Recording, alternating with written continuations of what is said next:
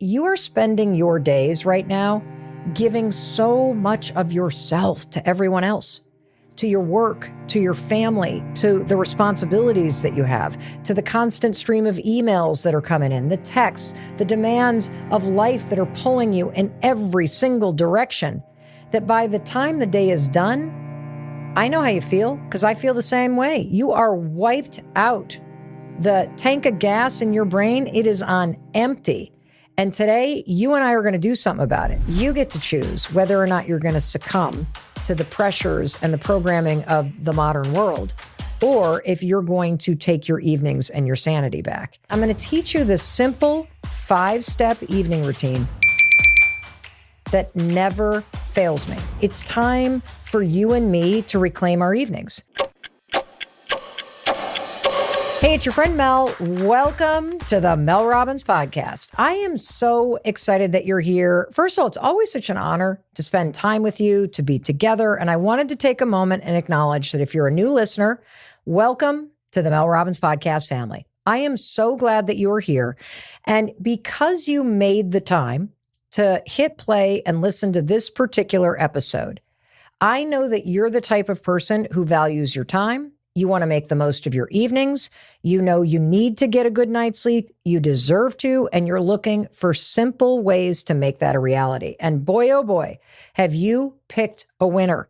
And I also want you to know something, that you are spending your days right now giving so much of yourself to everyone else, to your work, to your family, to the responsibilities that you have, to the constant stream of emails that are coming in, the texts, the demands of life that are pulling you in every single direction, that by the time the day is done, I know how you feel because I feel the same way. You are wiped out. The tank of gas in your brain, it is on empty. And today, you and I are going to do something about it. So I want to applaud the fact that you're making time to listen to something that's going to help your life be a little bit better. And I want to also point out something kind of cool. If somebody forwarded this to you and told you should listen to this episode, you want to know what's cool about that? It means that you have somebody in your life that's looking out for you, that cares about you, that wants you to feel better. I just think that's so cool. And so thank you again for being here. Thank you for taking time to listen to this. And I'm really excited to share everything with you because I know it's going to resonate because I'm struggling with this issue too, which is it's time for you and me to reclaim our evenings. And I'm going to teach you this simple 5-step evening routine that never fails me. Whenever I feel exhausted, overwhelmed, and weary, this is what I return to. These 5 steps, these are the basics. This is the foundation for creating an evening routine that really takes care of you. It sets you up to have a great day in the morning. And most importantly, what I love about this particular 5-step evening routine is, first of all, it's so simple. Second, this has nothing to do with productivity. You know, I don't know about you, but I don't feel right now like, ooh, let's attack the goals. Like, I feel like life is so overwhelming and the headlines are so depressing and everybody's got so much going on and there's so much information coming at us that by the time I get home, and my God, I have unpacked my backpack and I have put away the groceries and I've cooked dinner, I'm exhausted. Like, I feel like I've given everything that I had to give to everyone else. And now I've made it to the end of the day. It's 7 or 8 o'clock. I can't believe I'm still standing. And now I don't want to do anything. But here's the problem. The things that you do in the evening actually set you up to have a great day tomorrow or to wake up feeling even more exhausted, more overwhelmed, and more weary. And here's why I wanted to talk about this right now. First of all, I'm struggling with this. I've noticed this pattern in me where I'm scrolling on my phone at night and I know better. And so do you. I'm sitting there flipping through the channels and next thing you know, 2 hours goes by and haven't even watched a show. And you've experienced this too. Why is this happening right now? Why is it that we live in this moment of time where you know you need to get a good night's sleep? You know that you don't want to waste your entire evening scrolling on your phone. You know that you don't want to stay up past midnight or past 11 p.m. and then screw yourself over because you don't actually get in bed in time to get a good night's sleep. So if we know that what's good for us is winding down and taking care of ourselves and getting into bed at a reasonable hour, why are we doing it? Well, there's a really interesting explanation for why so many of us are getting less sleep and we're wasting our evenings doing nothing. And it has to do with something called decision fatigue. See, you and I are making decisions all day long. In fact, I have this really interesting article that I found as I was researching our conversation today. It was an article that was published by the American Medical Association, and in it, you can hear me flipping through the pages. The reporter is interviewing Dr. Lisa McLean, who is a psychiatrist and the chief wellness officer at Henry Ford Health System in Michigan. Now, this is an entire article about something called decision fatigue. And the reason why I want to unpack this is because I want to give you some credit. Do you know how much you're doing all day? I don't even think you understand how you're showing up for everybody else, how you're doing a great job at work, how you're answering the emails, how you're returning the texts, how you're making decisions all day long. And decision fatigue, according to Dr. McLean and all of this research that she's citing, is a very real thing. It's the idea, quote, that after making many decisions, your ability to make more and more decisions over the course of the day becomes worse. The more decisions you have to make, the more fatigue you develop, and the more difficult it can become. And she goes on to write, because I don't think you've stopped to consider just how many decisions you make every single day. Well, the researchers have figured it out. Here's what Dr. McLean has to say. By the time the average person goes to bed, that's you and me, you've made over 35,000 decisions.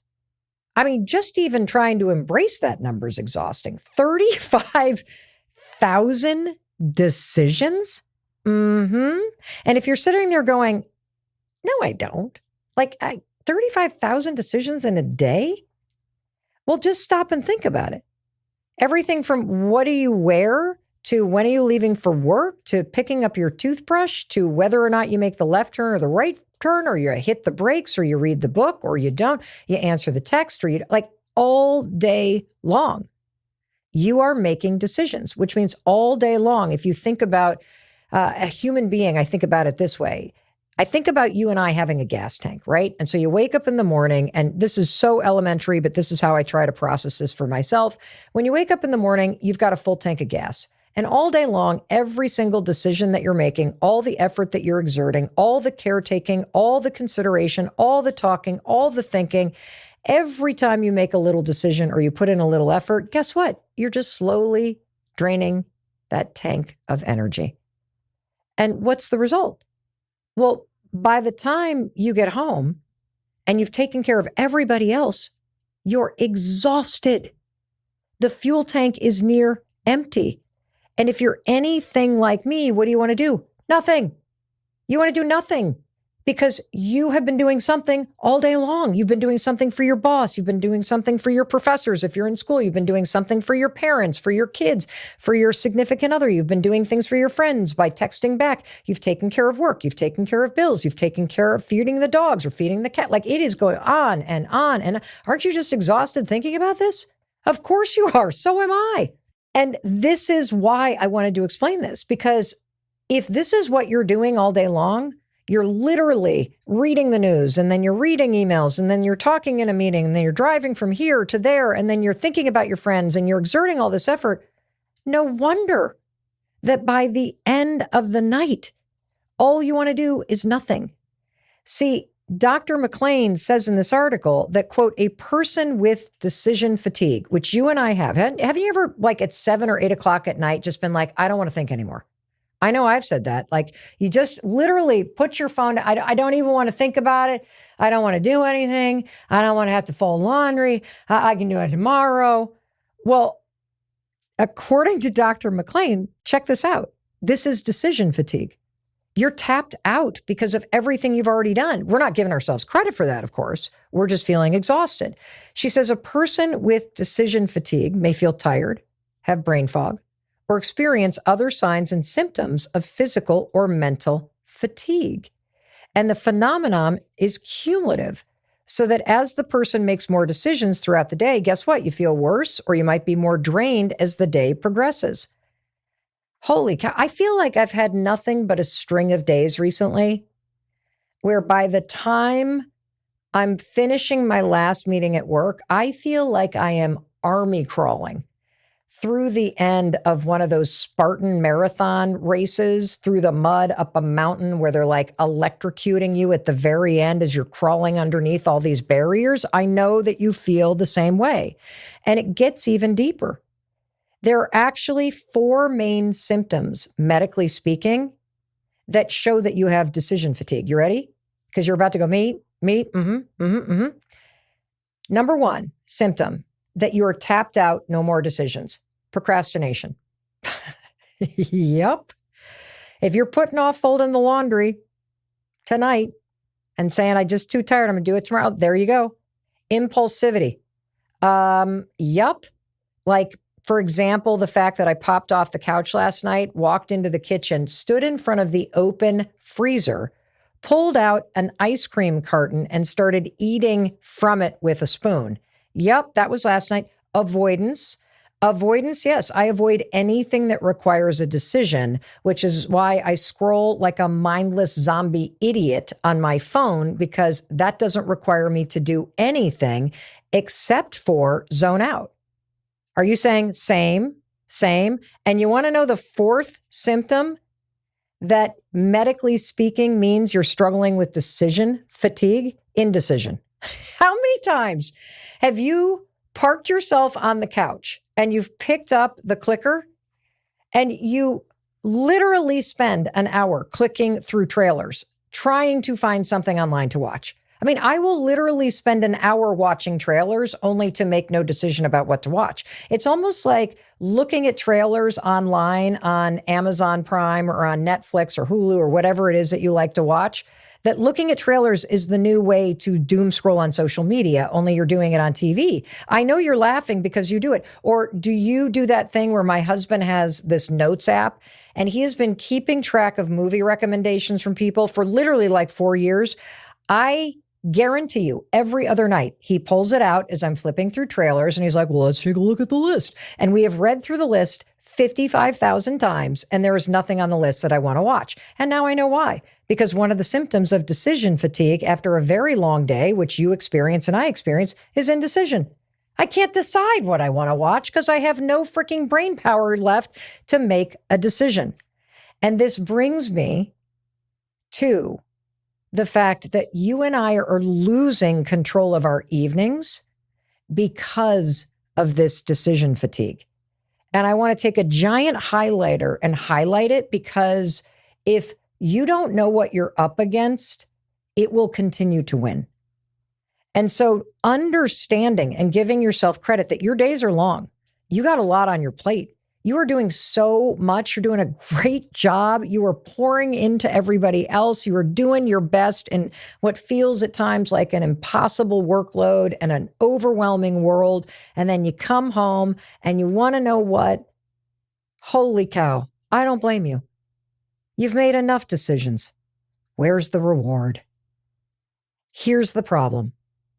And this has been a problem for me for several weeks now, is that it's understandable to feel exhausted at the end of the day, and you deserve a pat on the back, and you should be saying to yourself, I did a great job today. I did my best. I showed up. And I want to say that in case you're not saying it to yourself.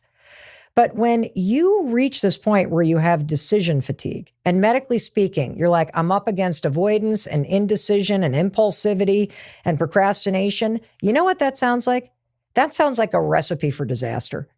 Because here you've been focused all day long. You've been making the best decisions that you can. And now when you've got an evening all to yourself, now impulsivity, procrastination, and indecision takes over and you screw yourself over. That's what I've been doing. See, this is what revenge bedtime procrastination is. It's this form of procrastination that hits because you're exhausted by your day. You've just given everything that you had to give to everybody else and everything else. And now at a moment in time where you deserve rest, where you deserve to put yourself first, where you deserve to turn back toward yourself and make yourself a priority. Now, at this moment where you and I just can't even think about another thing, this is where we procrastinate. See, you and I are making a decision consciously to get less sleep. Why? Why are we doing that? Why are we consciously deciding to flip through channels? Why are we mindlessly scrolling on our phones? Why are we doing this? I'll tell you why. This is crazy. You're just trying to regain some personal time. I mean, it kind of makes sense, right? Like, that's why you collapse on the couch. That's why I do it. And you want to know the totally screwed up thing is that my husband doesn't do this. It's kind of annoying. Like, the man is so disciplined. He has his habits dialed in. His number one habit is sleep. And that man, when it is ready for him to go to bed, boom, he pops off that couch. He will leave me stranded on a deserted island called the couch in front of the TV while I am flipping through the phone and flipping through the channels. And then, honest to God, this is what happened to me last night. The man was in bed at 9:00 at night. 11:35, I look up and I'm like, why am I still sitting here? Why am I still sitting here? And then, of course, I make myself wrong because, of course, you do the same. I should have gone to bed hours ago. I should have gone to bed hours ago. And now I have allowed decision fatigue to turn into procrastination at bedtime, where I'm making a decision. I'll just scroll a little longer. I'll just flip through the channels a little longer. I'll just avoid going to bed when I know it's the best thing for me because I'm now struggling with indecision because I gave it all to everybody else. No more. No more. I've done this to myself for several weeks. Now it's time for me to get serious about putting myself first again. And that brings me to the 5 steps of this super simple evening routine. This is an evening routine when the world is making you feel weary. This is the evening routine that helps you set yourself up without requiring any kind of motivation, any kind of effort, any kind of willpower. This is so simple. And yet it is going to pour back into you, and that's why you're going to love it. And every one of these 5 steps, you're going to be like, oh yeah, I know this. I just needed to be reminded of this. And the best advice in my mind is the advice that reminds you of what you know to be true. Because when you have this sense that, yeah, this is actually true, and yeah, I am struggling with decision fatigue, and yeah, I do a lot. And since I do a lot, instead of rewarding myself with 3 hours of mindless social media, why don't I just get a couple extra hours of sleep? Wouldn't that be awesome? And before we jump into this, I want to just share one more piece of research to really just say it's okay. It's okay if you're resonating with everything and you're nodding along. You're like, that's me, that's me. And there's a reason why this happens. It's not you. This has to do with the fact that your brain's just tired. In fact, in this article, Dr. McLean says research shows that the best time to make decisions is in the morning. The morning is when we make the most accurate and thoughtful decisions, and we tend to be more cautious and meticulous. How many times have you woken up in the morning and thought, all right, tonight, I'm actually going to go to bed early. Tonight, I am not going to waste 3 hours looking at social media. Tonight, I am not going to flip through the channels. Tonight, I'm actually going to do my thing and I'm going to get to bed early. Well, the reason why you can think clearly in the morning is because research shows that you have the ability to be more accurate and thoughtful and cautious and meticulous. And the opposite is true at the end of the day. That according to the research, you and I hit a plateau in the afternoon, and by the evening, your decisions are more impulsive. And that explains why you can know that you need to go to bed, but you make an impulsive decision because you're tired to not go to bed. So again, I'm going to tell you, it's not your fault. This is happening to all of us. And simply because you and I know that we shouldn't be doing it, it just isn't enough to overcome all the things that are working against you and what an incredible job you're doing all day long. And so here's what you're going to do. First of all, you're going to give yourself a break. You're going to recognize that this is a thing. You're going to acknowledge that this actually isn't your fault. And I'm going to walk you through the 5 steps of this super simple evening routine. And the best part, none of this actually requires any true decision making, like for real. This is The kind of 5-step routine you can do on autopilot. You can do with zero gas in the tank. That's how easy this is, and it works. And so let's start with step number 1. And step number 1 of this simple evening routine for when the world is making you feel weary is pick your bedtime. This is the foundation for everything, and it is so obvious that when you're exhausted, you actually miss this step. And if you don't do step 1, the whole evening's out the window completely. See, your entire evening routine depends on this. You have to pick your bedtime.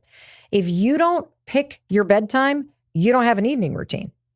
And that's part of the problem is most people don't pick a real bedtime. Like you think, oh, okay, I need to go to bed at 10. But in reality, you're scrolling until midnight. And so you have to be intentional about this. And here's the real trick. Are you ready? It's not sort of when you think you want to go to bed. You have to actually think to yourself, if I want to get a good night's sleep, and that's roughly 8 hours, here's the rule of thumb. And this comes from a conversation with one of the most renowned sleep experts in the world. Her name is Dr. Rebecca Robbins. She is a medical doctor and a sleep researcher at Brigham and Women's Hospital here in Boston, Massachusetts. And she basically explains that, the mistake that a lot of us make is we think that, if I got to get 8 hours of sleep, I'm going to go right to bed at 10 o'clock. That means 8 hours of sleep at 6 a.m., bada bing, bada boom. She's like, no. Even the best sleepers actually take about 20 minutes to truly fall asleep. And so here's a simple rule of thumb. I'm going to give a huge shout out to my friend Amy.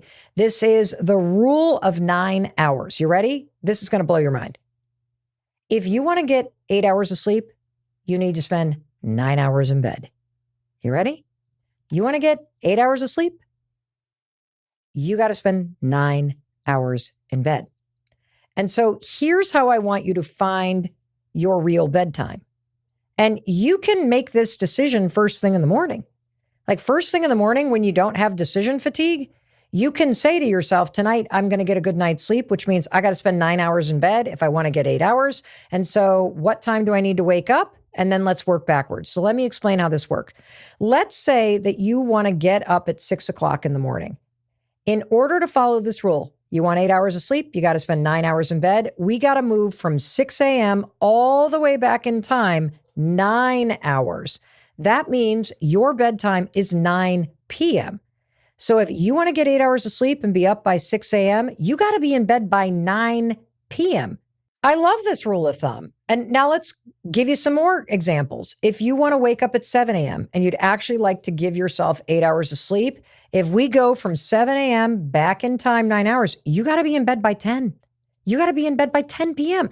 If you're going to get up at 8 o'clock in the morning, in order to get 8 hours of sleep, do not be in bed at midnight. That was the old Mel Robbins, pull right in, right on the deadline there. I got to get right in bed for the 8 hours. No. You're not giving yourself actual time to fall asleep. So by the time you get into bed, you're already late. You're already behind. And so your bedtime is not when you fall asleep. It's when you physically get in bed. Just think to yourself, when do I actually need to get up in the morning to set myself up to have a good day? So give yourself time. For me, that's 6 a.m.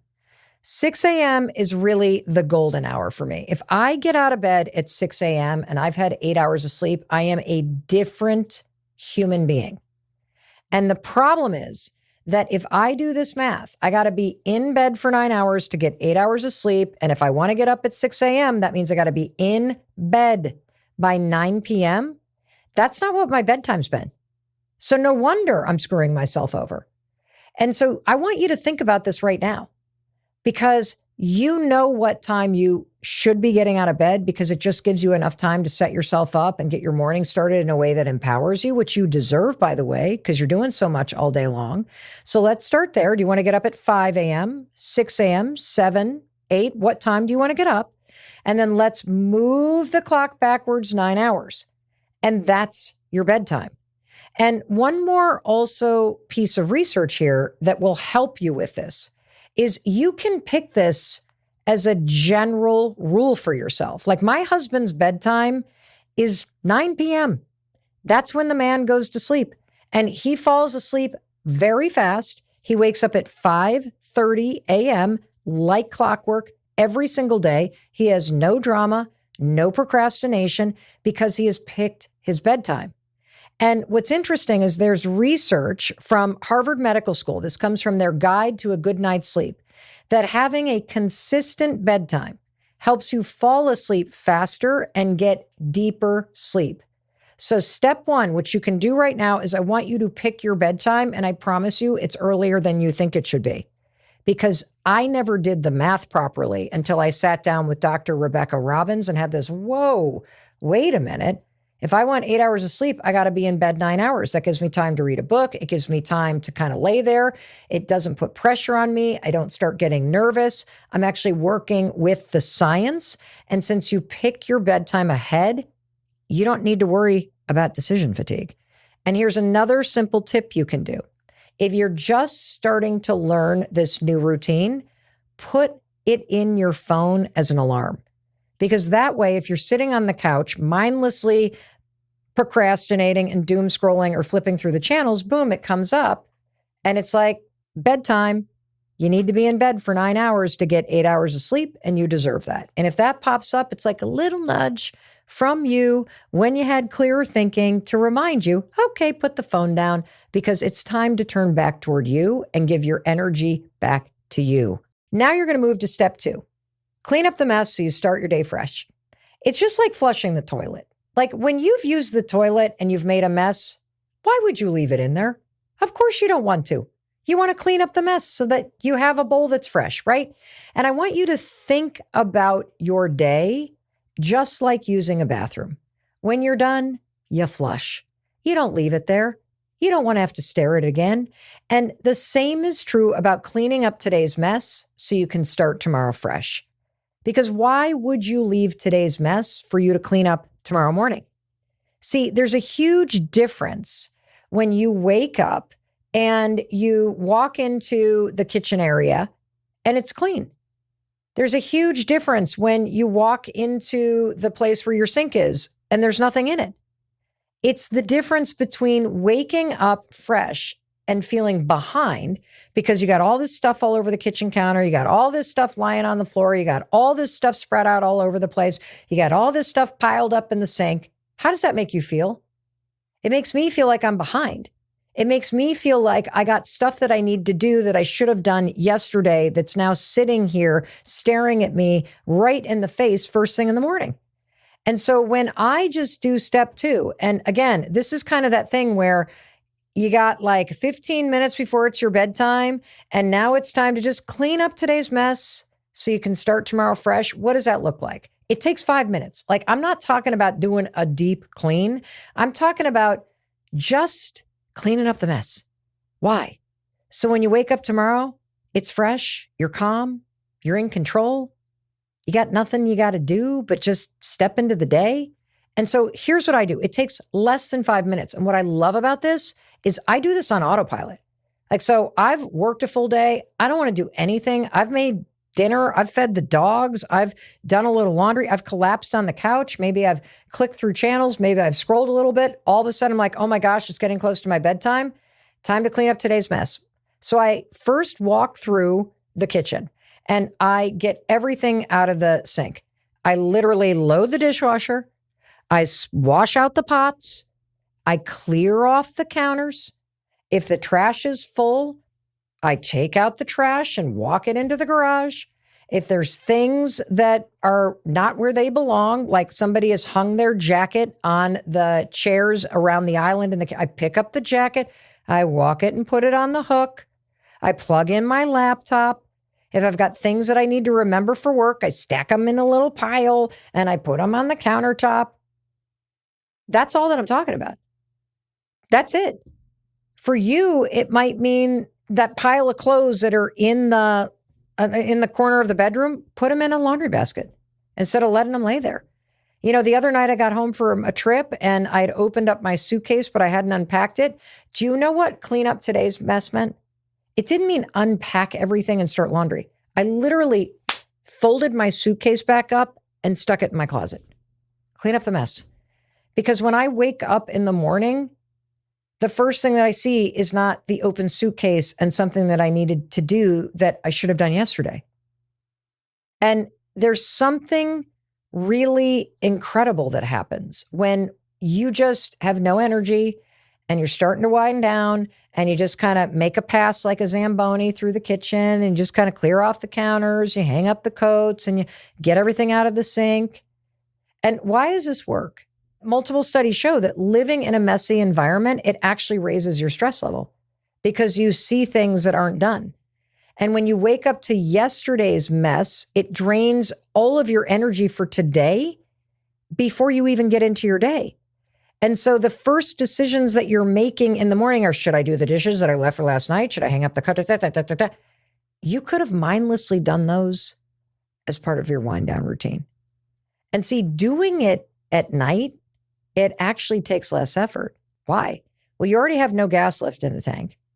So you're not going to be a perfectionist about this. You're not going to turn like changing things around into some big project where you're now organizing kitchen drawers. You're just going to take the scissors and stick them in the drawer. Instead of taking the scissors first thing in the morning and be like, oh my gosh, this drawer's a mess. Now I should be organizing this thing. And next thing you know, you're like running even later because you took on something more in the morning when you had more energy. Don't do it. Don't do it. In fact, we were talking as a team about this, and one of our team members was like, oh my gosh, I have so gotten into a habit of leaving the dishes at night for me to do in the morning. And every time at night, I'm like, I'll do it in the morning. Why? Decision fatigue. We know you procrastinate, you're impulsive, and you avoid things when you have decision fatigue, which we all do at the end of the day. But what happens when you wake up and you've gotten up and you're ready to start your day and you walk in the kitchen and there is a disgusting pan that is full of soapy leftover chili that you have filled last night with hot water and soap, thinking, oh, I'll just let it soak all overnight and it'll be easier. There is nothing easy about plunging your hands first thing in the morning into a greasy, cold, chunky pot that has been soaking all night, and now it's waiting for you like a dish hangover for you to deal with, and this is how you're starting your day. Don't do it. And look, again, I'm not trying to blame you. This isn't about like, becoming an ultra marathoner and like killing your goals. This is literally the world's already beating you down. You got enough to deal with. And so while you're already exhausted, while you're starting to wind down, while you're starting to turn off the lights and close the doors and all this stuff, literally like just clear off the counters. Do you see how this works? That you can just boom, do yourself a little favor while you're tired, you're kind of zombieing your way to bed, all good. And when you clean up today's mess so you can start tomorrow fresh, 5 minutes. And it's a gift you can give to yourself. All right, let's talk about number 3, okay? Number 3, I love this, is make tomorrow easier. Like set yourself up by making tomorrow easier. Because what's the hardest part about having a good morning routine?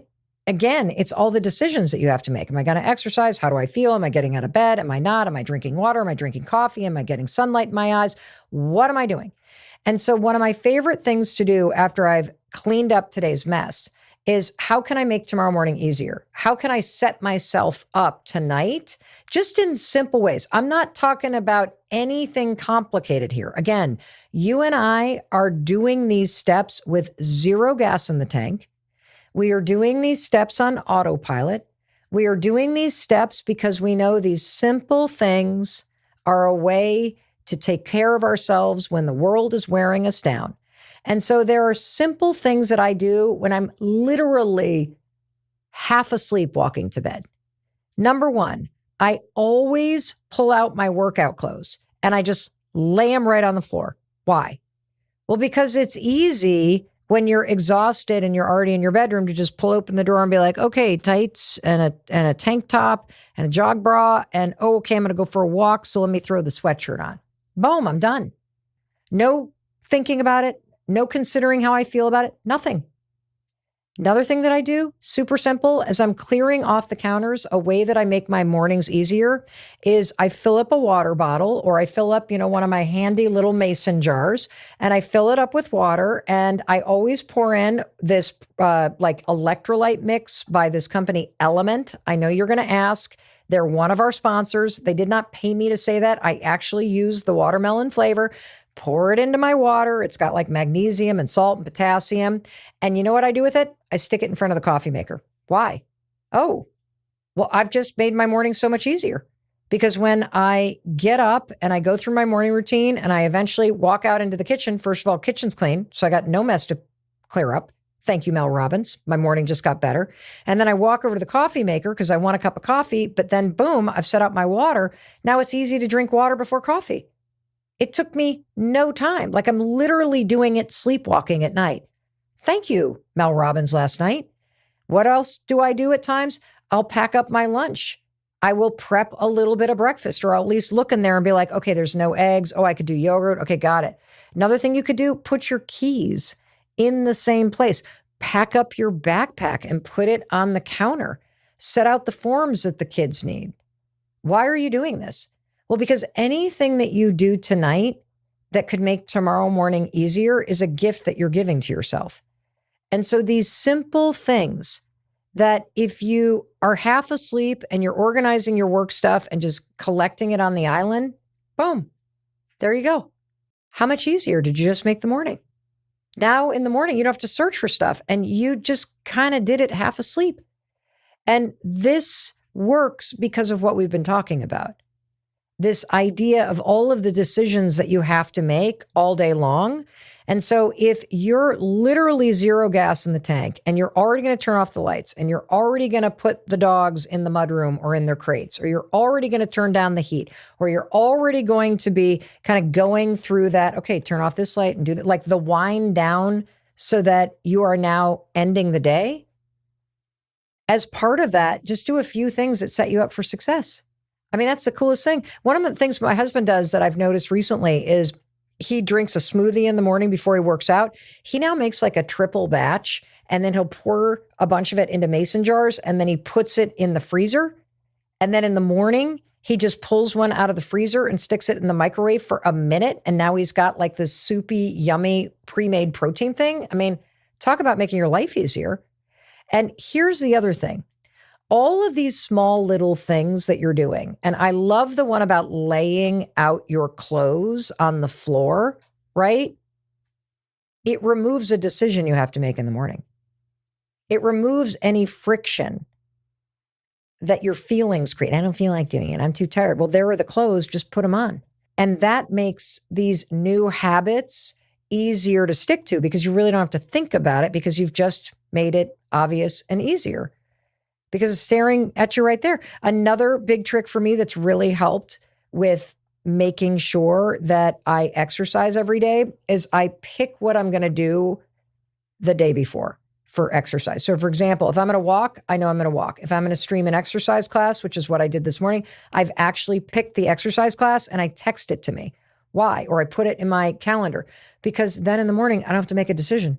The clothes are on the floor, just staring at me. Like, what are you going to do? Step over me and ignore the fact that you're supposed to exercise? No, I'm going to put it on, even though I don't feel like it. And then instead of walking into the kitchen and going, okay, well, what am I going to do? I've already made the decision. I've texted myself the link to the class. And that makes it easier to get done. Do you see how genius this is? And here's the thing I love about this so much is that because I'm tired at night, I don't overthink these things. I just kind of mindlessly check the box. Like, do you ever, as you're standing at your door, question whether or not you should lock it or turn on the alarm? Of course not. Like, it doesn't matter how tired you are. You always turn off the lights and you always lock the door. Like, it's part of your routine. And picking a bedtime and cleaning up today's mess so tomorrow you can start fresh and just making little things easier in the morning. This is so mindless. It really does feel good. And that brings me to step 4. And this part's like amazing. You're just going to take 5 minutes for yourself. That's it. 5 minutes for you. Like, you already gave your day to everybody else. You already gave time to social media. You already took care of everybody in your family. You already responded to the texts and you wrote the emails and you sat in the meetings and you did your work. You already took care of the dogs and the cat. You already took care of people at work. If you have a job where you're taking care of people, you've already poured energy into everybody else's stuff. You've already wasted time, like just mindlessly watching things. How about before you climb into bed, instead of constantly giving more of your attention, more of your energy to your phone or to the TV or to somebody's drama, what if you turned back to yourself? What if you gave yourself something that you haven't had all day, which is just time? I mean, really stop and think about this, because I'm sure your life feels a lot like mine. Like when you wake up in the morning, that's a moment of peace and power. And you're in control of what you're thinking about and your attention in the morning for whatever period of time that you have until you look at the phone or you look at the TV. Like you control those first 5 to 20 minutes first thing in the morning. But the second you give it to your phone or to a TV, you literally just turned everything that you got, your brain, your attention, your heart, your energy, to the world. And you're not going to get it back until this moment, right here, right now, every evening. And I say you deserve at least 15 minutes of time back. This is time you could read a book. This is time you could roll out a yoga mat and do a quick stretch. This is time where you could meditate. You could journal. You could just, after you've turned off the lights and you've kind of cleaned up the mess so you can start tomorrow fresh and you've made a few things a little bit easier, you could just sit in gratitude that you did that for yourself. You could ask yourself what went well today. That's a prompt that we learned from the amazing expert on brain and brain health, Dr. Daniel Amen. One of the things that I love to do in these 5 minutes is I run a bath. Like when I start that wind down, I turn the bath on and then I go and I clean up the mess in the kitchen and I start to wind down the house and lock the doors and turn on the alarm and put the dogs, in the mudroom and all that stuff while the bath is running. And all the while I'm making things easier. This takes me 5-10 minutes tops. And by the time I get in my bedroom, the bath is drawn. These are my 5 minutes. Some nights I'll make a cup of tea and I'll put a scoop of magnesium in it, cup of mint tea, magnesium. I love this time. And here's one thing that I've noticed.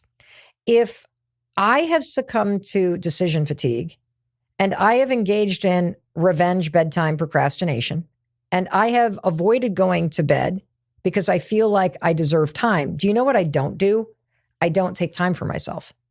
Like it's a lie to believe that scrolling mindlessly is actually time for you. It's a lie that you tell yourself that slumping on the couch and having a phone in your hand while you're flipping and watching trailers is somehow time for you. No, that's more time that you're giving your attention to other things. These 5 minutes are about turning back to yourself. And here's what I've noticed is that when you start to just reflexively make time for yourself, whether you're going to run a bath or make a cup of tea, or you're going to journal at night, or you're going to have a book that you read, you know what you're less likely to do? You're less likely to be turning your attention to your phone or binge watching TV. The other thing that happens when you turn to yourself, this is what Dr. Rebecca Robbins calls a wind down routine, is now you're slowing yourself down and you're activating what's called your parasympathetic nervous system. You're basically signaling to your body, okay, just like we're turning off the lights and we're locking the door and we're clearing off the counters and we're emptying out the sink and we're doing some simple things to make my day go better tomorrow, to take care of myself. All of those actions signal, hey body, hey mind, hey nervous system, you don't have to be in a state of fight or flight right now. You don't have to be on edge. You don't have to be bracing or escaping. It's safe. We're going to rest now.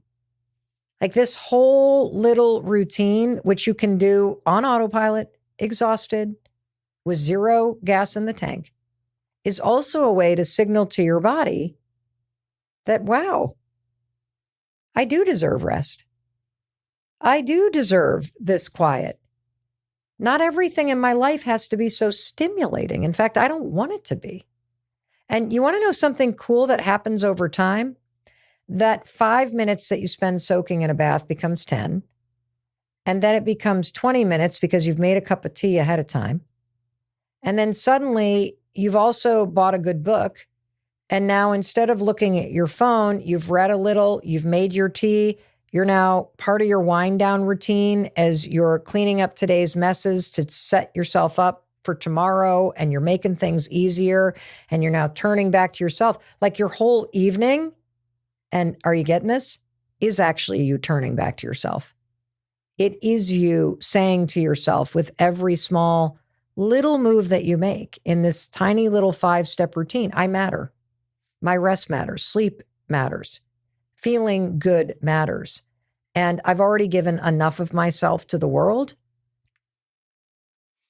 No more. No more. I'm going to give myself that time because I deserve it. And you're going to feel different. Like I literally just doing this routine once and I'm done with the procrastination at night. You're going to feel so empowered. And so that brings me to step number 5. And this is the final step. I want you to tuck your phone in before you tuck yourself in. Okay. I could spend an entire episode. In fact, we could do dozens and dozens and dozens of conversations about the phone and how it's impacting your sleep.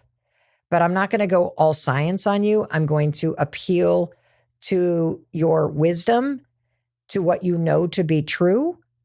And I am going to appeal to your better nature and your ability to truly take care of yourself. And so here's the thing. You wouldn't let your toddler sleep with an iPad in their bed. At least I hope you wouldn't. Why wouldn't you do that? Well, I think we all know that a toddler wouldn't be able to help themselves, right? They'd be checking it. Well, we're all a toddler when it comes to the phone. And so you can't let yourself sleep with your phone. Like this is a massive game changer. And the reason why I'm going to say it needs to be a step in your routine is because just remember, you are also at the end of the day struggling with decision fatigue. That means you are already more impulsive. You already are struggling with indecision. This is why every one of us climbs in the bed and we're like, I shouldn't look at my phone. And then boom, you are indecisive about it. So you look at your phone. You know you should put it away, but you avoid putting it away. You have decision fatigue. This is not your fault, which is why you need to tuck your phone in before you tuck yourself in. And for me, what does this mean? It means I tuck my phone into the bathroom. I cannot have it next to me. I can't. I'm too impulsive. I am prone to procrastinating. I will avoid doing what's right for me. If I were an alcoholic, I would not have a Manhattan next to me at bed. If I had a cocaine problem, I would not have an 8-ball sitting right there. And I know myself and I know you. And at this moment, you are peak decision fatigue. And if you actually care about yourself, you will tuck your phone in before you tuck yourself in. And for me, that meant learning how to plug that thing into the bathroom, even though it felt like I was going through massive withdrawal and something terrible was going to happen. And what if this and what if that? This is the single biggest game changer when it comes to your evenings and your ability to sleep and your ability to wake up tomorrow and have the day actually work for you and to have a fighting chance that you're going to make decisions that empower you first thing in the morning instead of yet again turning your most precious asset, which is your attention and your energy, to the phone and to the world around you. Like they get it all day long. That's why we have to have boundaries between the world and actually ourselves and what's good for us. And so I plug mine into the bathroom because A, I can't reach for it in bed. B, I set my alarm on the phone, and that means when the alarm rings, I'm not laying in bed and rotting in bed and avoiding getting out of bed. I'm getting up to go turn the alarm off on the phone.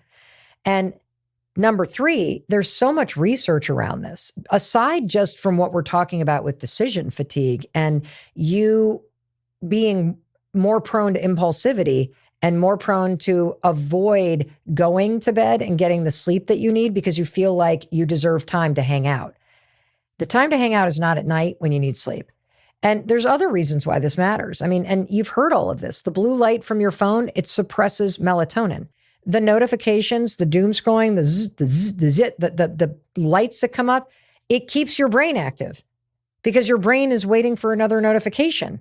It's looking for it, which what makes it harder to fall asleep.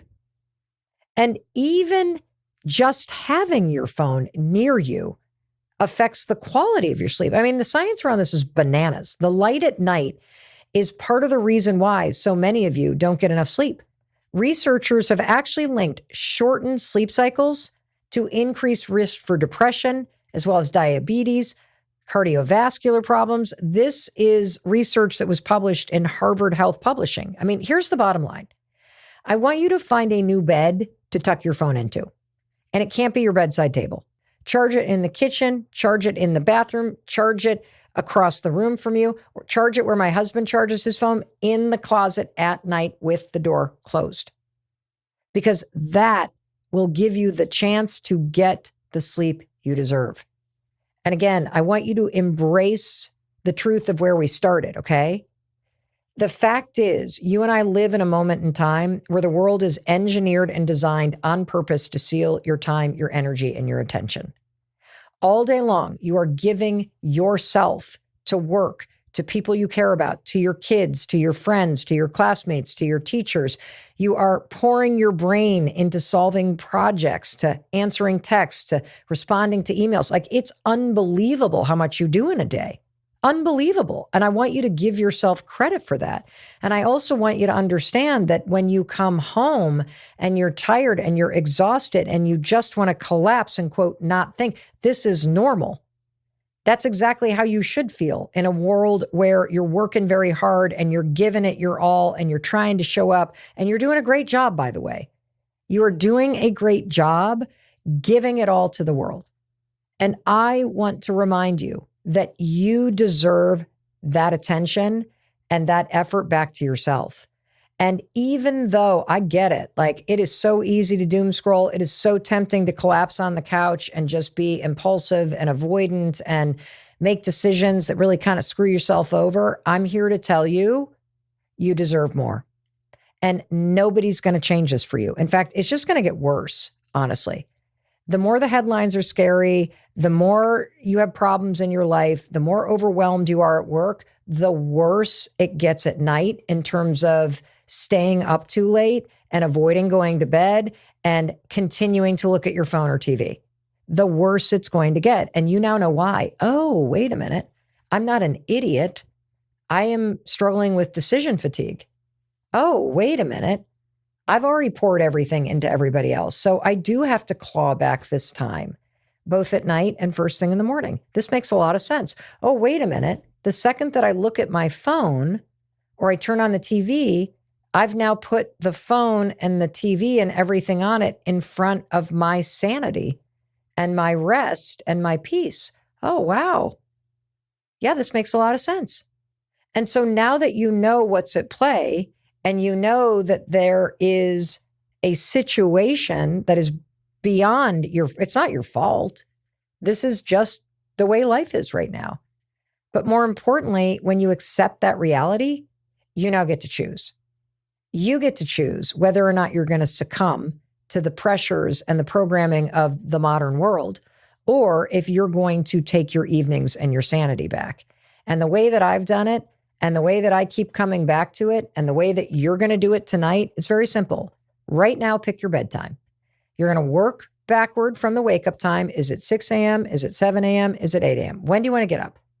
Then let's work backward, and you need 9 hours in bed in order to get 8 hours of sleep. I love this. And it is going to be earlier than you think it is. For me, It is 9 p.m. Eastern because I have a great morning if I get up at 6 a.m. And that means I got to basically be hitting the bed around 9 to ensure that I get 8 hours of sleep. Second thing that you're going to do, and I love this because, again, you do this when you're tired. You do this. This is part of the lock the door, turn off the lights, and start to wind down the day. You're just going to clean up today's messes so you can start tomorrow fresh. This is not a deep clean. This is literally bare minimum, people. We're throwing the scissors in the drawer. We are putting the backpacks by the door. We're hanging up the coats. We are getting rid of the dishes in the sink and either washing them or sticking them in the dish. We're clearing off the counter. That's all you're doing.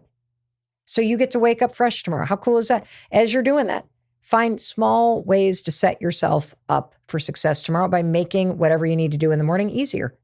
Consolidate your stuff for work. Put your keys right on top.